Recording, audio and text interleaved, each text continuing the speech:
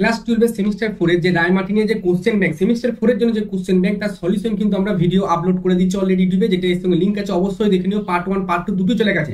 আজকে আমরা একটা কোশ্চেন করব যেটা আমাদের কোয়ান্টাম তত্ত্বের উপরে।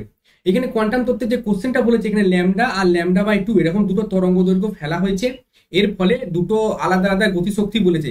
তাহলে গতিশক্তির সমান আমরা যদি k1 বলি এই প্রথমটার গতিশক্তি, সেই গতিশক্তির সমান আমরা কি লিখতে পারি, ই মাইনাস ফাই লিখতে পারি। এবার যেটা ই সেটা ইটা আমি লিখতে পারি এইচ সি বাই ল্যামডা, আর যেটা ফাই সেটা ফাই রয়ে গেল। ঠিক, এবার কে টু যেটা কে টু সমান, এখানে দেখো একটা ল্যামডা ব্যবহার করেছে প্রথম ক্ষেত্রে, সেই জন্য আমি প্রথম ক্ষেত্রে ল্যামডা দিলাম। এবার দ্বিতীয় ক্ষেত্রে ল্যামডা বাই 2 যখন দেবো তখন এইটা হয়ে যাবে 2hc বাই ল্যামডা মাইনাস 5। তাহলে এইটা হলো আমাদের 1 নম্বর ইকুয়েশন, আর এইটা হলো আমাদের 2 নম্বর ইকুয়েশন। এবার কোশ্চেনে বলছে দ্বিতীয় ক্ষেত্রে নিঃসৃত ফটো ইলেকট্রনের গতিশক্তি, দ্বিতীয় ক্ষেত্রে নিঃসৃত ফটো ইলেকট্রনের গতিশক্তি হচ্ছে আমার k2।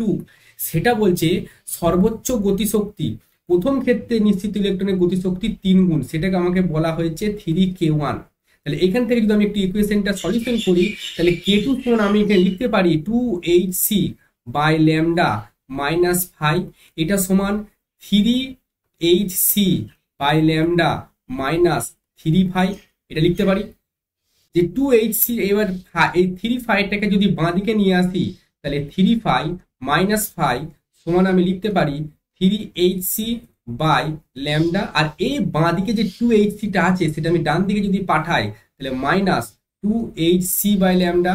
তাহলে 3 থেকে 5 বাদ দিলে এখানে 2 থাকে, আর 3hc বাই ল্যামডা থেকে 2hc বাদ দিলে এখানে শুধু hc বাই ল্যামডা পড়ে থাকে। তাহলে এইখান থেকে আমরা 5 খুব সহজেই দেখতে পাচ্ছি, যেটা হচ্ছে hc বাই 2 ল্যামডা। এটা হলো আমাদের অ্যান্সার, যেটা আমাদের এইচএস 2019 সালে এসছে।